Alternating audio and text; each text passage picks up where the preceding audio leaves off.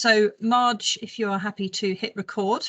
While Marge is sorting that out, if you could please, if you're not a speaker, could you please turn off your camera and put yourselves on mute?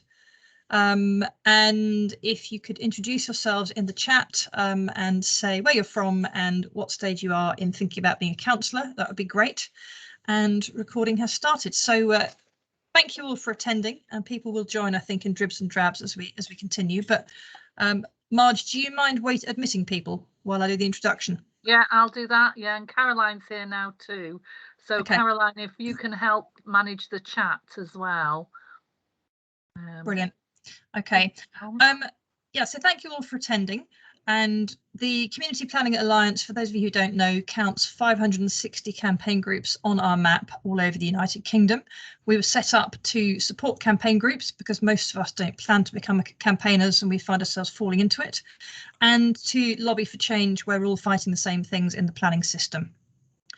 So many of us are operating alongside or outside the planning system, attempting to influence and to change decisions. But what if you're inside the system? Can you make a bigger difference as a councillor? I'm sure most of us here, and I know some have said already, and many of us have wondered whether we should throw our hats into the ring and stand for election locally. And what you're going to hear tonight is it's not too late to stand for this May's local elections. Let me introduce our speakers. We have Jo Beavis, who lives in Essex, not far from me. She's been a councillor for 20 years with Braintree District Council and Essex County Council, serving in both cabinet offices for communities and health. She's had roles in government think tanks and political organisations, including Essex Police and the NHS. Jo's also worked with the Local Government Association for 10 years.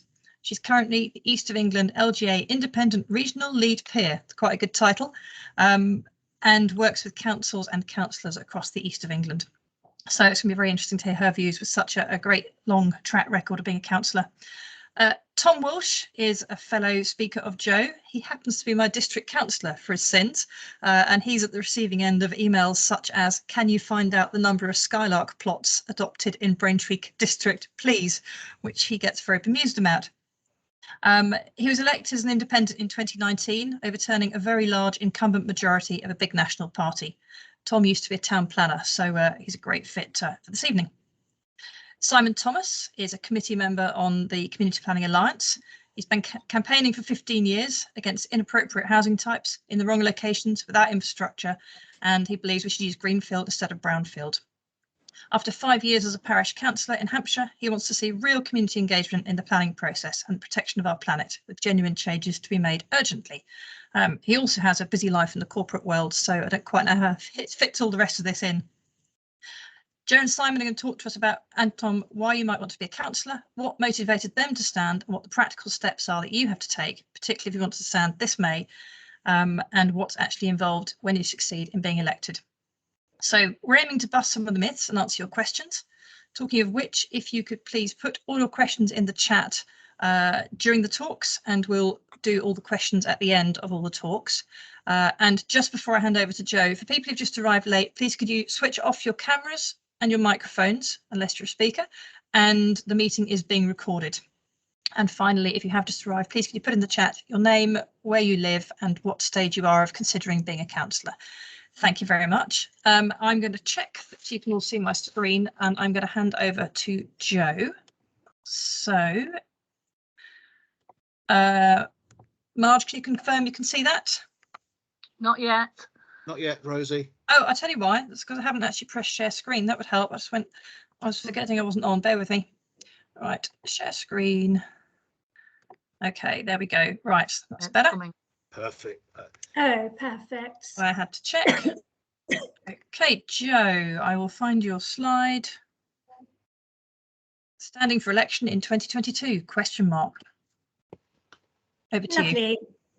Thank you very much, Rosie, and thank you to the Community Planning Alliance for organising this event this evening. And speaking to Rosie in the prep that I had with Rosie and Simon, we confirmed, just so that you know, that there might be other events similar to this, and we're certainly not looking to answer all of your questions and resolve all the issues this evening. It's a sort of stepping stone to take those interested in standing in the right direction. So focusing on the next set of elections, which is in May 2022, I guess my headline this evening is now is the time to plan.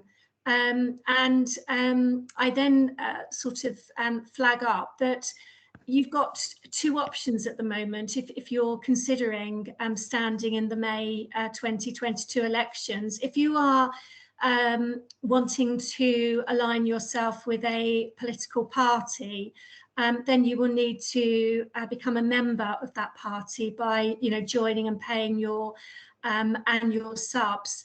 I don't know whether it's the same for all political parties, but sometimes that can just take a bit of time and process because you have to go through the association structures, and sometimes they like you to have been there a length of time. Sometimes they might want to see you standing as town or parish councillors first, and then I guess it depends as you get closer to the election whether any of their previously adopted candidates have fallen out or whether they need to fill that gap quite quickly. So it can be variable, but there's normally a much more of a structure involved, and that also is the same if you're thinking about joining one of the growing number of residents associations. They're also starting to get their act together and setting up their own selection panels and subscriptions and all of that stuff. So that's really important in the early days to, first of all, understand who you want to align yourselves with, why you want to align yourselves with them, and also really finding out exactly what it is that they represent and that you understand that, because as a candidate or a councillor aligned to a political party or an association, you'll be sort of held to that as well. So that's really important to do that homework in the early days. I then go on to say, if you were considering, as I am, and also my colleague Tom, who's going to be saying a few words this evening, if you are considering standing completely independent, just a local resident that's wanting to represent your community, then again, now is the time to plan, but the process is quite different. I mean, it looks and feels very different as well, because there is no party or organisation to get help and support and information from. But what there is, and I'm going to hold up a couple of props that I brought along this evening with a lovely sort of bright sort of visual here at the front about joining us. And that is an organisation, it's on the screen, and it's a national organisation called the Independent Network. And the Independent Network is there to support you if you are thinking about becoming a candidate in an election. And along with that, they have some fabulous little booklets. And this one here is about, organising your campaign on a shoestring, because the difference between being a candidate for a political party and being an independent candidate is that, when you're on your own, you are on your own, and things like your election expenses have to be sort of paid for by yourselves. You can get donations in for that, but they're all declarable expenses. If you're with a party, there's normally a designated member of that party that sort of talks you through the process of standing and supports you through all of that. The next little bullet point on my slide, particularly but not exclusively, if you're standing as an independent, is to contact your local council. So that would be your district, your borough, or your unitary. Not the counties. The counties are the upper tiers, but it's the lower tier authorities that are the democratic team and have got the elections remit. And if you're thinking about standing as an independent this May, you will really need to contact them ASAP, because you'll need to get from them their timescale for this election. So when do I apply? You know, when do I get the support package that I need to start getting my signatures to endorse my candidacy? How do I get the electoral roll? If I'm looking at doing, you know, a focus on postal votes, well, when do I get that information provided to me? And all of this stuff is available from your local authority when you get past certain bits of the process. So, for example, when you've got your papers in and your candidacy has been approved by the council, you can usually start to get things like the electoral roll and the list for those people that use postal votes, which are a really important part of your campaigning. I've also put up another little website there that you should have regard to and go on, and that's the Electoral Commission. And again, that reading in the early days of standing, again, whether you're part of a party or not, that contact with the Electoral Commission is so important, because, you know, once you sign up to be a candidate in an election, you become the focus of your community, and all of a sudden you kind of realise that this thing now is for real, and I have to be really careful, you know, about my actions, you know, where I park, making sure I, you know, silly things like parking appropriately, you know, not getting caught by the press for being the candidate that's sort of parking on yellow lines, for example. But also from the Electoral Commission, finding out things about standards in public life and protocols. And before I ask sort of Tom to sort of come in and talk to us about how was it for you when, you know, you became a councillor, you know, you're first elected and you walk into the council offices, you know, what does that feel like? You know, there is just so much to pick up, to compartmentalise and to learn. And my best advice to anybody, whether you're standing as an independent or with a political party, is have a plan. And even whether you're standing, as I say, for a political party and they have their own plan, make sure that you understand the timeline for an election, you understand what the plan is, and you understand what the expectation is from either the independent network, the political parties, the residents' communities, and also the Electoral Commission. So lots to think about. But as I say, this is the very early stages of supporting anybody that's looking at taking the plunge and becoming a councillor in May 2022. Tom, I'm going to hand over to you now just to talk us through how it felt for you when you were first elected, having gone through all of that process on your own, pretty much, as a completely new candidate in the 2019 elections.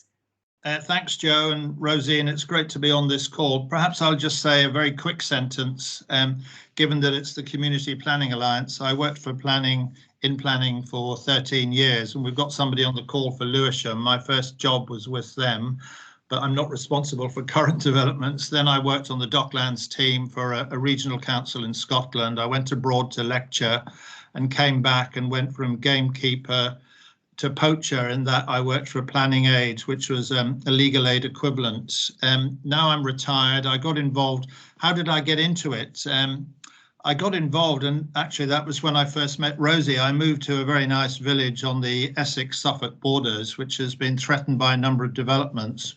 We have a local version of Kew Gardens, a country estate where land was left to the community, and they wanted to do a land deal with the local school and swap parcels of land and plonk 350 executive houses on the edge of the village. Well, that didn't go down too well. And we actually managed to, I've lost loads of campaigns, but we won that one by creating a bit of political momentum with a group that Rosie was helping to lead at the time, an sprawl group cause. Anyway, the county council didn't give land use change permission. I've got involved in other issues which I won't mention, there's no need to. And I then, with a friend, neighbour and colleague, we both stood as independents in this village of about 5,000 souls in a 2-seat ward. And I had stood as a paper candidate for one of the main parties, but this time I was standing as an independent. So I felt I had a lot of skin in the game. My reputation was on the line in a way. We got elected. We both got elected. We got, to our pleasant surprise, and it was one of the happiest nights of my life, I guess. We got double the votes of the two main party candidates. How did we do it? We had our own leaflets in a rather different style.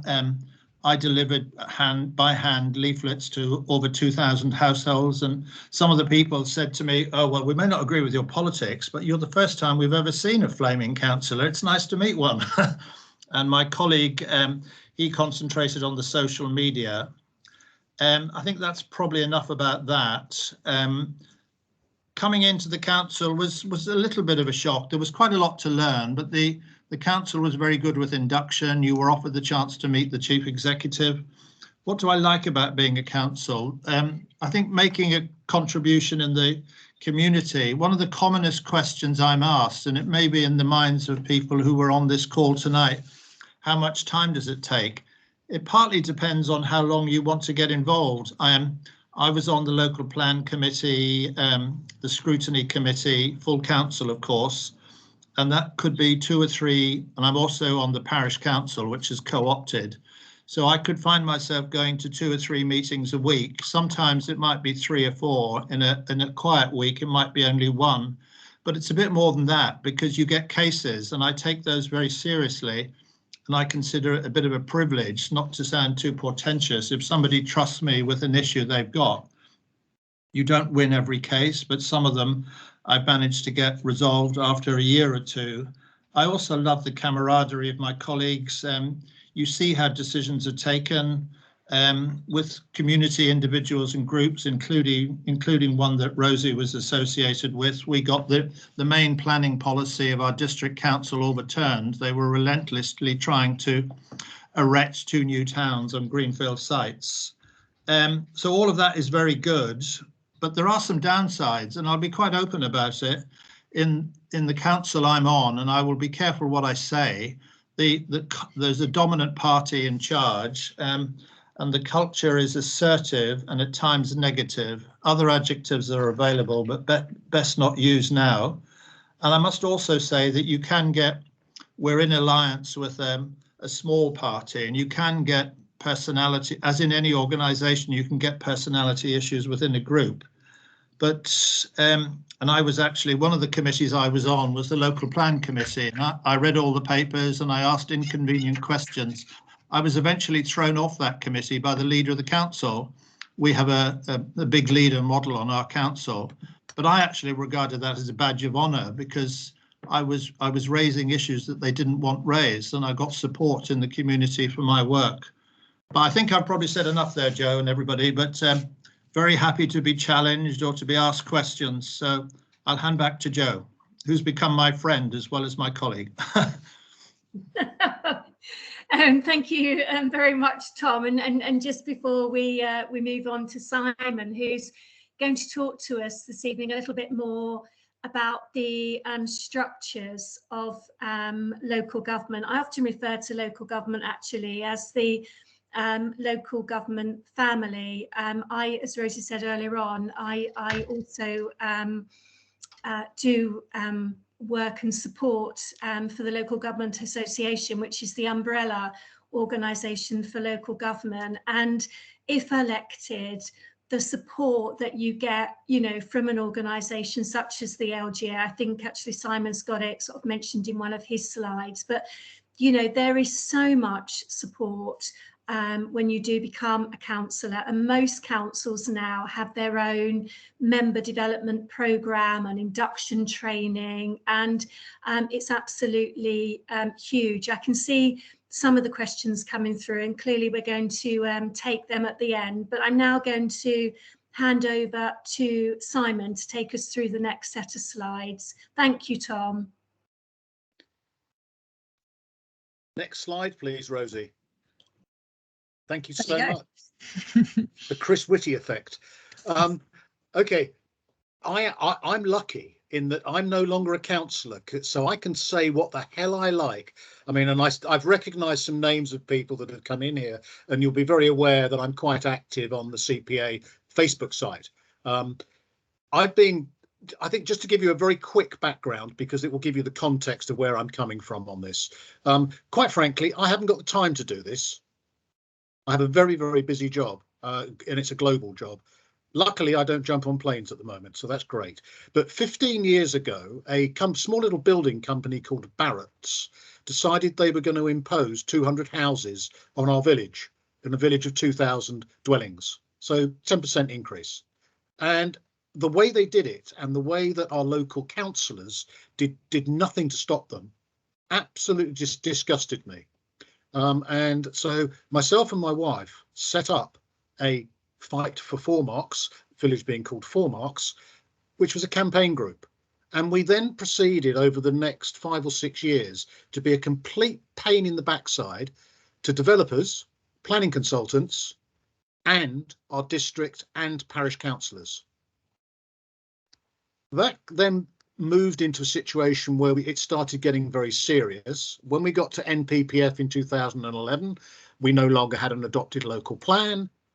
We no longer had the targets we had because the old Southeast plan went, and we had basically a tsunami of development.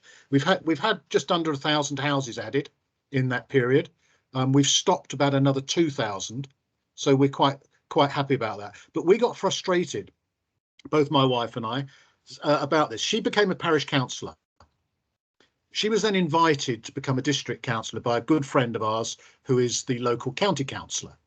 And that is a Conservative county council. It was a 44-0 Conservative district council. My wife became a parish councillor. She then got invited to join the district councillor. I was therefore co-opted as a parish councillor. The night I signed my forms, I became chairman of the planning committee, and within 6 months, my wife was chairman of the East Hampshire District Council Planning Committee. You can imagine what sort of rubbish we got in the local press. So the first thing I would say to you is you have to have a relatively thick skin. The other point being is both of us are very active in sport and other local community operations, and so we were quite well known in our local community.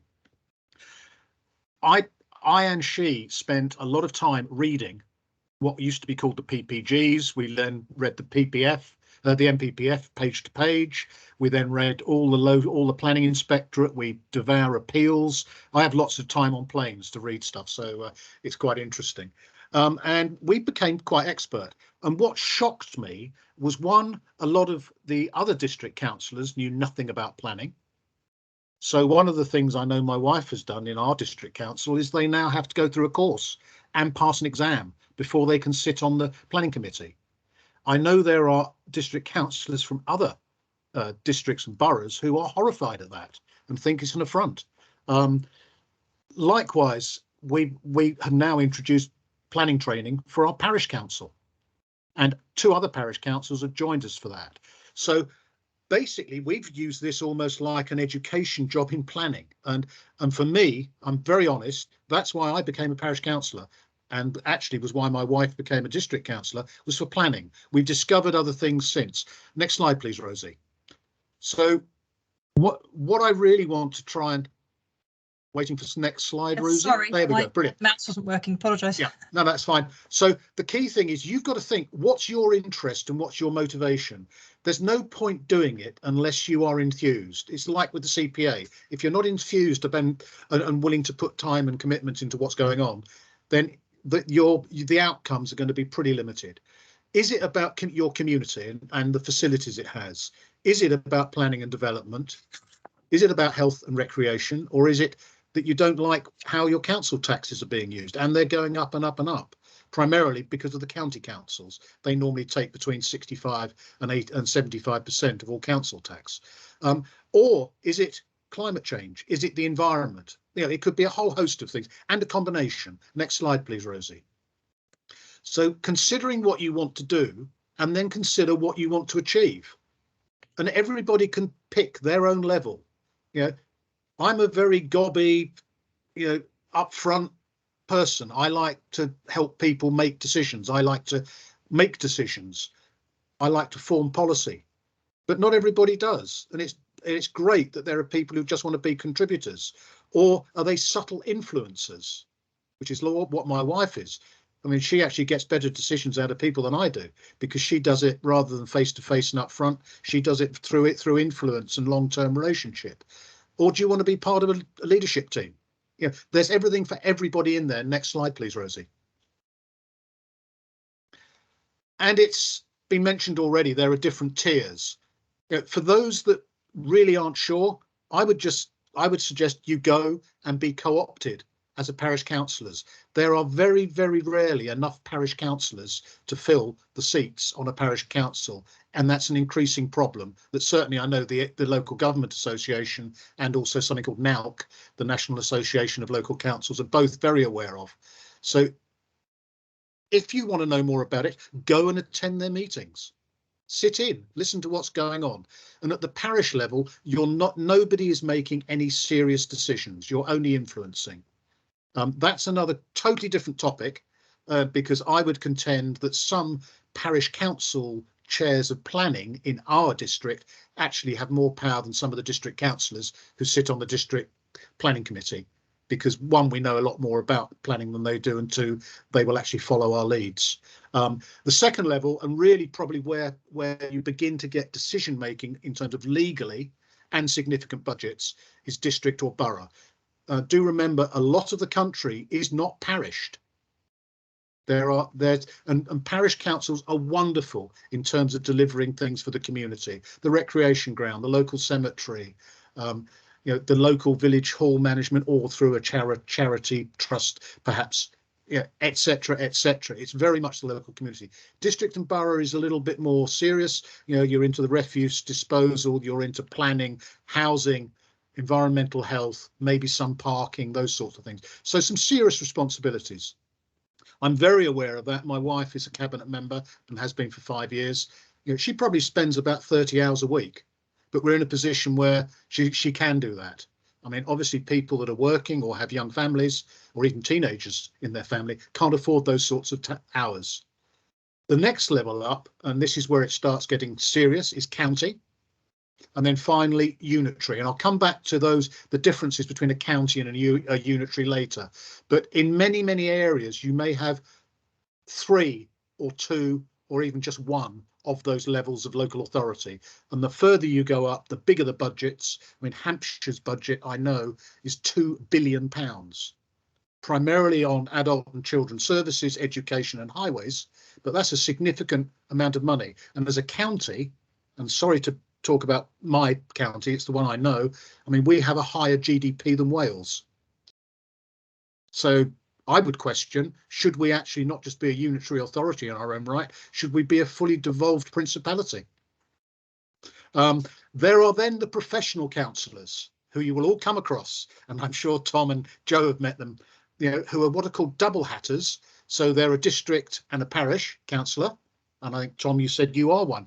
I even know some triple hatters who are county, district and parish councillors.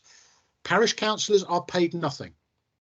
District councillors get a small allowance. It varies by district or borough, but I can tell you, I mean, it's public information. My wife gets £5,100 annual allowance as a district councillor, and she gets another £6,500 for being on her cabinet, and would get the same amount if she was chairman of a committee.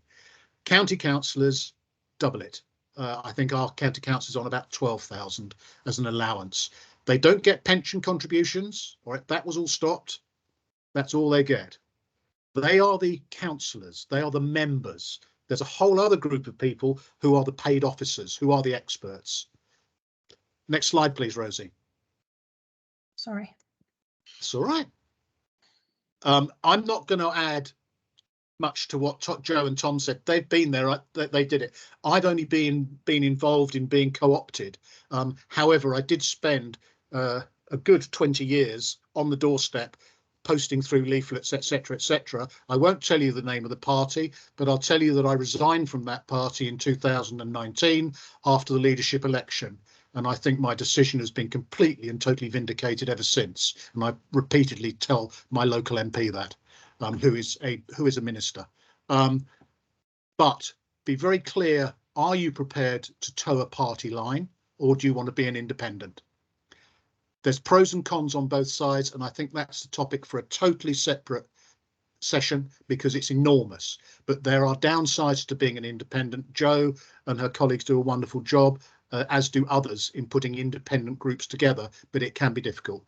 Go and look at your local council website or talk to Democratic Services. One of the things I found about councils, I didn't know anything about councils 20 years ago. I had no idea. They've got some really wonderful people, some very committed people, and I think a lot of councils get an incredibly bad press, but often they're underfunded, under-resourced, and basically, I can be semi-political.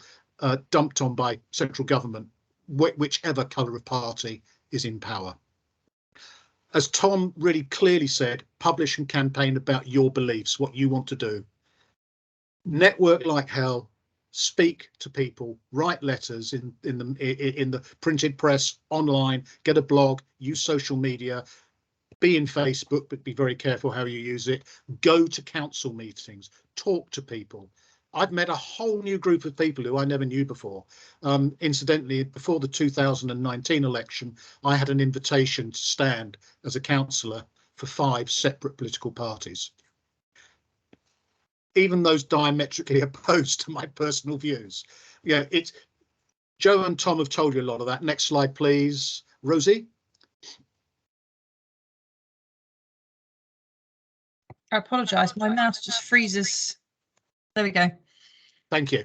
Right, I'm not going to go through this. People can look at that, and this will go on the website, I'm sure, won't it, Marge, Rosie? They can look at the detail here. If you can go to the next slide, which is the graphic, because I know we want to get to question and answer. So that is a very simple diagram of how English local government works. So there are regional authorities, and that's where a lot of regional economic planning is done. And there is, of course, the Greater London Authority. Then you've got 24 county councils, where you've got 2-tier councils. They have 181 district councils. So Hampshire is actually a 3-tier because we've got the parish council and town councils underneath it. There's then a group of 36 metro boroughs, 59, and this is an increasing number of unitary councils. The government has a policy of devolution. They are trying to create devolved unitary where individual district councillors might be taken out of the mix. And then there's the 33 London boroughs. Underneath that, and this is why I say, please go for co-option with where there are what are called vacancies on the parish or town councils. There's 10,000 of them. It's something like 110,000 councillors. There's an awful lot of opportunity. If you don't go in, and that's the place to go and try out whether you like it or not before maybe standing as a district councillor. But I would encourage you stand as a district councillor anyway, because there's a lot of district councillors, present company accepted, of course, who actually need to be brought to task and made to justify their positions, whether they be party or in some cases resident groups or in some cases independents. That's the healthy part of democracy, is where we all get a chance to have a conversation. I think that's one of the things I vehemently think is lacking. Next slide, please, Rosie. There's a whole series of links. Jo mentioned standards in public life. There's something called the Nolan Principles in public life. Just to give you one anecdote very quickly, I actually got brought up in front of the monitoring officer at the district council because as a parish councillor, I shouted and swore at somebody who was cutting down a TPO'd tree with a chainsaw. I was meant to have spoken to him politely and quietly. Well, I wouldn't have been heard over the chainsaw. But in all seriousness, there are principles of public life, and I think we're all seeing that over the news at the moment. you know, it goes from the top to the bottom. Even if it's a parish councillor or prime minister, you've got to behave. Loads of contact and things there. Just go onto Google or Bing and search for them. But the links are all there, and they will be in the deck that'll be provided on the website. Next page, please, Rosie. Same sort of thing. Check out your own council. You know, find out. Go and talk to people. That's the key. Don't do it on your own. You'll suddenly you will find even opposition councillors will want to talk to you, because most of them actually believe in democracy and like as we do. Next one, please, Rosie. There we go. Excellent. Thank you so much. That was amazing, and all of you really, really interesting. I think what I took from that is that there's a huge amount of support both before and after you're elected. You're not doing it on your own, and the camaraderie is coming through to me as well. So thank you. Fine, now what I'm going to do, I can't see the questions because I'm on share screen, so I'm going to hand over to Marge and Caroline to manage the chat. Yeah, we did put a little thumbs up on the questions so that we can identify them. I think the first one is from Kerry, asking, is it wise to run in the elections aligned to a political party if you are current chair of a non-political group campaigning on a planning related matter?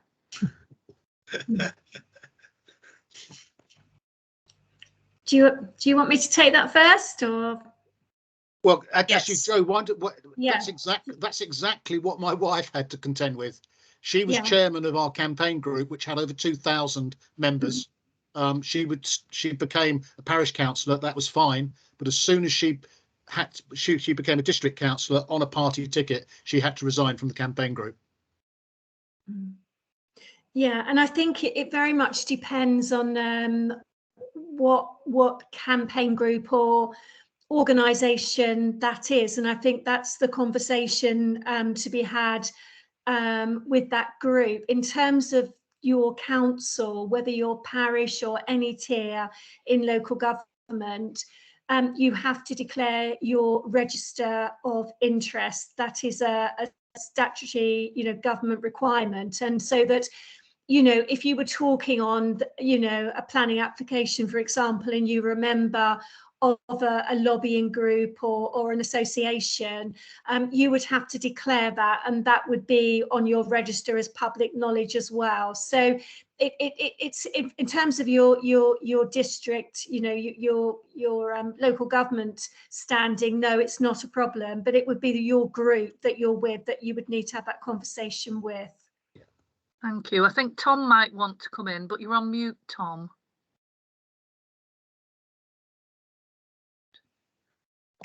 Yeah, just 2 points very quickly. There's a lot of jargon, and I put some things up before, despite being a former planner. And there's the idea of predetermination. If you're on a planning committee that decides applications, that's quasi-judicial. So you have to be quite careful. Some councillors get too cautious about this, and they're afraid to meet campaign groups or even residents who've got a strong opinion. My understanding under the Localism Act is that you can meet groups, but you shouldn't have a publicly announced or declared view until such time as the matter comes to committee. The person who asked the question also asked about the party. I agree with what Simon says. Having been a member of a party, I suspect a different one. But I think that what I'm going to say probably applies. The advantage of being in a party is you've got the support, you've got the resources, and maybe even a bit of if things go well, you might even have a political career. But you also get whipped, and I don't mean in the inappropriate way. You have to adhere to policies, and sometimes people in parties, well, as in any organisation, the power can go to their head, and you may not always be treated that well. So, if you're in a campaign group and thinking of joining a party, the party policy may go against or not fit very well with what you want to campaign on. Yeah, just to echo what Tom said there about predetermination, I was going to mention that it's often totally overhyped and over worried about by councillors. Predetermination is that you do not go into a decision meeting with an open mind. So as long as you are very clear in what you say in public, or with officers or with colleagues, that you are not predetermined in terms of having made your mind up, and you have an open mind and will listen to all sides of the debate, that's not predetermination. The other thing you do need to bear in mind, though, is conflict of interest. That is now, under the Localism Act, I believe, only pecuniary, so monetary interest. However, some councils, certainly mine, I know, do. They include also, from a point of transparency, councillors have to declare interest. So my wife will declare that she was chairman of a planning campaign organisation. The reason for that is if you go through to a planning appeal, those lovely people who work for the applicants, planning consultants and their barristers, are very adept at discovering such matters and raising them to discredit the witness at particularly planning inquiries when there's cross-examination. Super, that's a really good point, Simon. Kerry, did you have any supplementary questions to that? Are you happy with that response, or those responses, because you've had 3? Don't know if Kerry's still there and on mute. Yeah, sorry, no, they answered all of them, as I thought, to be fair. Yeah, good. Okay. Well, the second question came from Lara, who I think may have had to leave, but she's asking, if elected, how can we best influence our council to ask developers to go beyond what environmental regulations are legally required? So who would like to start on this one? Simon, do you want to start? Well, I can. I was going to give Tom a chance. I mean, Rosie and Marge know it's difficult to shut me up. Tom, I mean, as a professional planner, do you want to go at this first? Yes, I was a bit rusty in planning, but I've slightly re-educated myself. One way to do it is, and perhaps it's the best way to do it, is to encourage your local authority by contact with the chair of the planning committee. You can do it openly, or you could have a word with the chief planner and, for example, suggest they produce a planning policy guidance note. We're getting, at a district or county level, we're getting quite a few applications for solar farms. The other thing you can do, and at my council, it didn't come from my group, we're part of the main opposition, the dominant group, the leading group, the majority group, they are a strong majority, they came up with the idea of a climate change strategy, and in fact it was passed unanimously. Now, you could say that some of the policies proposed, including by my group, didn't get passed, but that's democracy. But at least we have a baseline, and I'm encouraging, and so are others, I'm encouraging my authority to prepare policy guidance in advance of applications, because applications, as Simon said, they can get very heated. Although there are criteria for taking decisions, politics, ego and personality inevitably comes in. So having a policy guidance can be one way of stepping up the professional game on any issue. So I thank you, Tom. To add to that, a specific situation I know is happening right now is that the cabinet in our district council have worked with the officers and produced a minimum green design set of requirements for developers, which includes solar power, heat pumps, etc., porous materials for drives, blah, blah, blah. And they want to incorporate that into the local plan, which is currently pre-regulation 19 and pre-examination. But in the meantime, they've just gone into consultation on it. And this is that if you become a councillor, you will go, consultation will become your watchword. Everything is consulted on. The problem is a lot of councils don't actually tell the public they're doing a consultation. But what's happened with this document, even now, it's what's called an SPD, a supplementary planning document. And that actually has some weight. Whether the developers will go beyond it, and again, Rosie and Marge know me too well, I'm very, very cynical. If it costs them money, they won't, unless they're forced to by national legislation. Unfortunately, they will do everything they can. And it's full of loopholes. That's the other problem. If you look at net diversity in areas like that, there are loopholes all over it, and these people with their lawyers and their planning consultants are very adept at finding them. But absolutely, way to influence it. Talk to the portfolio holder, talk to the chairman, talk to other councillors of all parties, and talk to the officers. I mean, one of the greatest things you can do is actually develop relationships with the officers. They are the professionals. I mean, I happen to have got to know our local lady who is she is an environmentalist. She works 3 days a week for the council, and she's bringing climate change into fruition. So Simon, can I draw you to a close? Joe, did you have anything to add to that, what Simon and Tom had said? No, only to say all of that, and you know, it's battles and wars. As a councillor, whether you're an independent or part of a political group, you're not going to win everything. You know, that can be because, as Tom previously said, there is a whip that's applied, or if you're in opposition, you know, you can put forward motions, you could opportunity to put in lots of questions through the council system as well. And, you know, you can make tweaks, you do get successes, but you can't change the world. And that's because you are a spoke in the wheel. True. Good point.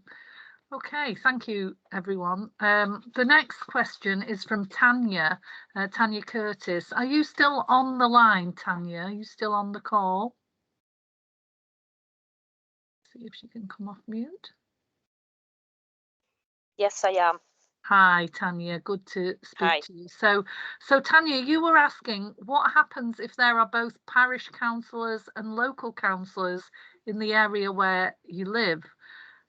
Did you have a particular concern about that? Was there anything that you were trying to draw out there? No, I was just wondering. But I've had a look on to see if there's any vacancies for parish councillor where I live, and there is. Oh, good. Are you planning to go for it then, Tanya? Yeah, I've been a parish councillor before, but that was like quite a few years ago, and my kids were a lot more younger then, and they're more grown up now. Yeah. Tanya, I know our parish council, you know, they advertise the vacancies, but basically there's a waiting list of people to become parish councillors in our area. So we're really lucky. Go and talk to the clerk. Get your name down. Yeah. Yeah. I'll do that. I mean, you know, to be a parish councillor, you have to live or work in the parish, or I think within 1.5 miles. I can't remember the exact distance. Yeah, or I do live in the parish.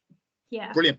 Yeah. No, that is absolutely brilliant, as Simon says, Tanya. And you know, just go for it and embrace it. And what I will say is, under the Localism Act, they have things that you know, called the neighbourhood plans, and that's brilliant because that's about local people making local policy that has to be adopted at your planning authority. And I think it's a great way actually of integrating the levels of local government, and that's exactly what we need, you know, stronger voices from the grassroots. So yeah, good luck as well, by the way. Thank you. Good. So where are you based, Tanya? Durham. Yeah. Okay, so we've got quite a range of people from north and south here today, which I think is really great. We don't have any more actual questions in the chat. Caroline, you're just making an interesting point. Yeah. Yeah, it's interesting. We have various sort of different setups where I am. We've got unitary authorities, we've got county council, we've got district councils with parish councils, and even in the authorities and borough councils. And in some of those, the parish councils are completely apolitical and are just there to worry about their local neighbourhood. And in others, they are seriously political with a big P. And that ties into several councils which are very heavily biased in one political direction. Actually, in one case, it's Conservative, and in another, it's Liberal Democrat. It's irrelevant what they are, but they it's almost impossible to get anything to change those, because there are only district councillors or borough councillors. There are only 4 in the opposition, and all the rest are of one party. So it's very, very hard in those cases. Like, it's much better to achieve things where you've actually got a bit of a knife edge situation. And I think all councillors from all parties or all independents work an awful lot harder in those cases. But the parish council one is interesting, and so I think it works much better when they're not political. Yeah. Much better when they're just working for their community. Yeah, and you know, just on that, just to pick that up, what's really quite interesting is that you know, independent councillors and now groups of councillors are on the march, and that's a fact. And at the LGA now, our group has really grown, and you know, we form part of the executive sort of at the LGA now, so real decision making from bottom all the way through to top level government. And I take on the ball, you know, the point you make about it can be really lonely being on the back benches, whatever party you are, because there is dominance in these parties and organisations all around the country. But the LGA does bespoke training for opposition, you know, and different areas of portfolio and interest. But just finally, you know, things do change, you know, just when you think they're not going to change. And we've got several examples in Essex, actually, where we've swung from Liberal Democrat control to Conservative, and now away from Conservative into completely independent run councils. So if you get groups of people coming together in a new way with new ideas, it's becoming, you know, quite achievable, and is happening all around the country. So be encouraged, and you know, just keep going would be my message. Thank you. Okay, now can I chip in a bit? Of course. Thank you. Just to both Tanya and Caroline, to Tanya's point, she's already been a parish councillor. I think it's a great place to start. I first got involved because some issues were being dealt with rather abruptly, I think, or controversially at our parish, and the language was getting a bit funny. Just on car parking charges was the actual issue, and people were coming along to abuse the parish, and I didn't think that was the way to run a stall, let alone a parish council. And to Caroline's point, on my parish council, different to Simon's, we've got 4 vacancies, and in terms of political politics with a big P, this week we filled 2 of the vacancies. In our area, if there are 10 signatories, you have to have an election, but we usually have a shortage of candidates. The interesting thing this week was a prominent local resident came along, and she's a member of a political party. She did get co-opted on because people thought that she would leave her party politics at the door. But it was interesting, she was subject to a lot more scrutiny than the other candidate, who was a campaigner. But it wasn't that people were against party politics, but on our parish, we want it to be small p politics. But it's a great place to start, and then you get consulted by the district, and you may find out you want to throw your hat in that ring later for an election. Super. Yeah, I mean, Tom, absolutely. You know, I've of people start off on the neighbourhood plan group, become a parish councillor, next election become a district councillor, and after maybe 8 years become a county councillor. And those individuals are brilliant because they've got the experience. Unfortunately, there's, you know, where we have problems is we have people being shoehorned in who are mates of the local party association who know nothing about it. And by the very nature of this call, the people on this call are committed, interested people. You know, we won't all agree on everything. I'm sure we disagree on many things. But the key thing is, I think we all believe in democracy and representing our communities. Yeah. You know, and that for me is the key. Yeah, super. Okay, so we have, I know we're going to be drawing to a close in 5 minutes, but we have a number of questions from Selene. So Selene, can I ask you to pick the most important of these questions for your perspective? Which one would you most like to ask? Thanks for picking up on my question. It was a bit late, but I was trying to listen and type at the same time. There's a lot going on in where I am, and I guess my most important question would be, gosh, there's maybe like if you do stand, basically there was a by-election last year, and one of our residents who left the Labour Party stood as an independent, and we are very much a Labour ward, so the person was replaced by a Labour councillor, but she came in, she lost, but she came in next in terms of number of votes, which was amazing for an independent in our ward, and she beat all the other parties. So my question is, because I've supported her campaign and I've done a lot of activism around her, and now she's asking if I could stand this spring so we can propose 3 names for the 3 seats, and I would be standing as independent as a junior, because I don't really know much about, I don't know much about politics generally speaking. I also always feel like I shouldn't be here because I came to England when I was 18, but I'm not, I wasn't born here. So I always feel like, is that weird? I don't speak with a British accent, so will people take me seriously and all that? And she really encourages me to stand alongside her. I'm 34, she's 75, and she has so much knowledge, and I feel very supported, but I don't know if I would win. So is it worth standing and doing all of that work to lose, but just to create that movement, to grow that movement, if that makes sense? Like, I feel like it's... So Jo, do you want to start on this one? Yeah, and can I just come back for a bit of clarity, if I may? You said it is a strong Labour area, but your colleague is independent, is that correct? And she's wanting you to stand with her as an independent. Yeah, she was in the Labour Party, I think, her whole life, but she left because I think in Waltham Forest there's quite a lot of corruption in the council, and it's all Labour led, and I think there's a lot of disappointment. So she left the Labour Party. A lot of people have now locally, and she stood as an independent, but I think she brought along with her a lot of her friends, if that makes sense. Yeah, so she would already have a standing in the community as a previous councillor, but she's asked she's asked you a question, and that is, would you consider standing? And I know you're quite nervous about that, and are you going to win? Are you not going to win? That's something that none of us know.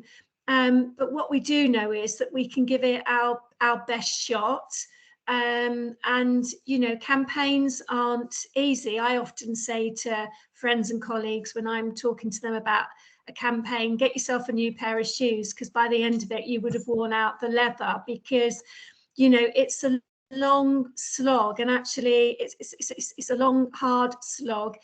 But it's just wonderful. I find, particularly as an independent, having that opportunity to talk to residents, even if they're just washing their car, or you're passing them on the driveway, every single contact counts. Having a really good, newsletter showing that you understand the local issues and that you're the person that's going to be their champion and be their voice of the community. And it absolutely doesn't matter whatsoever that you've got an accent. Of course it doesn't matter if you're of a BAME community, for example. We're all entitled to be part of our community. That's what makes it really special. So my advice to you would be, you've had an opportunity, grasp it. You've got that wealth of experience, and I would be absolutely chuffed to bits if she would have approached me, and my answer would be, yeah, I'm going to give it a go, because you're also supporting her as well. So that would be my advice to you, Solene. Can I chip in as well? Of course. Because I'm sort of in that position with Jo being the senior. I mean, I didn't know Jo and I won't out her politically, but I came from a Labour background myself, was a paper candidate. We both found ourselves elected as independents and got on pretty well.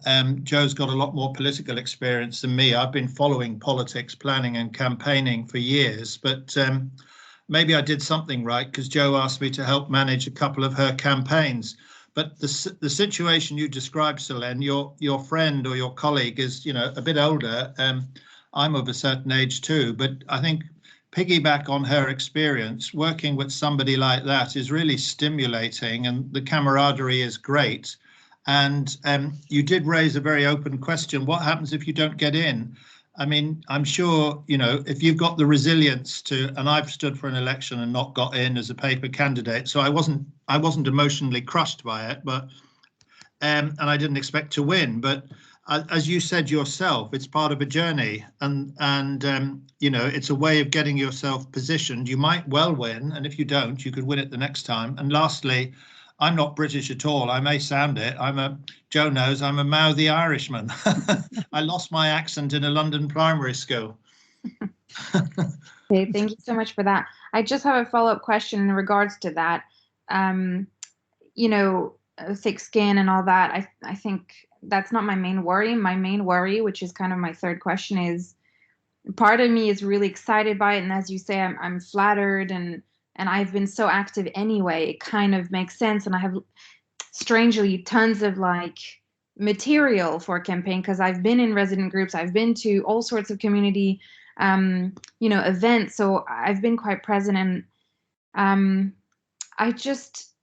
worried. So it's like really exciting, and I do it regardless of winning or losing. But part of me hopes I lose because I have a baby and a toddler and I have a full-time job, and I'm terrified of the responsibilities. And the thing is, in my ward, the 3 Labour councillors, because there's so much going on, I think, in the council, don't interact with us at all. Community ward forums are ignored. Like, it's been years. They do not interact with the public, which is mad. And I think it's because they were assured by the fact that it's a strong Labour hold here. But now there's so much uproar that their seats are more at risk, and therefore being a councillor locally, there's a low bar, meaning if you're applying to an email a week, like, people are like, oh my God, we're being represented, you know. So the bar is low. So I feel like I could do a couple hours a week on top of everything else, but I don't want to, you know, ruin my family life, and I don't want to, like, I've already asked for so much support from my partner to just be, you know, on this Zoom call or stuff like that. So it's just difficult for me to gauge, like, can I balance it all, you know, because it sounds like the campaigning part is a couple of weeks, you know, but after that, the responsibility is like, is it robbing your voters to dedicate, you know, just 1 hour a day to the role, is kind of my question. I think if I may, just to sort of briefly answer that, you're on this call this evening, and that speaks volumes. It sounds like you've got a really good companion to be with, and I can assure you, you will get lots of support, Selene. If you got elected as an independent, my group, the independent group at the LGA, we're all over our councillors because we're just so proud of them, and the support will be there. So try not to worry. You will unpack it and you'll find your own way. But I think you'd be great. I do, and I really think you should give it a go. Thank you so much. Simon, did you want to jump in? Well, just to say to you, I've worked in Southwark and in Holborn for the last 40 years. I know how multicultural those areas are, as are other areas in London. Do not worry about that at all whatsoever. I think you'd be a breath of fresh air. Yeah. I think it doesn't matter whether they're Labour, Conservative or Liberal Democrats. I think whoever the sitting councillors are, if they're not running their ward forums, if they're not listening to their constituents and their residents, it's about time somebody stood up. I think you've got an enormous amount to offer, and whether that and if that turns out to be 1 hour a day, I get a feeling you're the sort of person that optimises your time. So if you were to spend an hour a day, I think that would be worth 3 hours of other people. So I would suggest you and urge you, go for it. You may not win. If you don't win this time, I'll tell you something, you will definitely win the next time round. And Solène, if you didn't go for it, you might regret it. And the other thing is, with your independent colleague, I think have an open conversation about roles, you know, and expertise. I'm not always the most organised person. I need a deadline to get me going, but you're probably, as Simon indicates, very, you know, as a mother, etc., and working. But it is possible to do a lot of council work if you do it in a programmed way and agree with your political colleagues who's going to focus on what, rather than everybody trying to do everything. Great. Great, thank you. Teamwork. So, guys, I think we're going to have to draw the webinar to a close. But I have to say, thank you so much. That was so interesting. Rosie, I'm sure you've got a few closing words. But can I just thank also Councillor Bartley, who's put some information in the chat. So thank you for that as well. And we will put the recording on our YouTube channel, so you will be able to watch it back again. So Rosie, over to you. Thank you, and thank you, Marge, for handling all the questions. Well, I thought that was inspirational, and really, who would not want to be a councillor now? All that support out there and all that camaraderie. So thank you to Joe, Tom and Simon for all your time and for answering those questions. And just to let you all know that our next event is on air quality, which Marge has been working on, considering opportunities for local measuring and monitoring of air pollution, which will be brilliant because certainly around here we need to do more measuring. So I'm looking forward to that one. That's the 8th of February, 7:30, and you can find it on our event calendar, which is under the resources tab on our website, communityplanningalliance.org. It's our brand new website. We're very excited by it, and Rebecca McGrain put a lot of work into that. So yeah, we hope to see you at that next one. And this event will be on YouTube in the next couple of days, and we will send around an email, but keep checking our YouTube channel. Thank you very much. I think that's it. Thank you, everyone. Thank you, Rosie. Thank you, everybody. Great to meet everybody.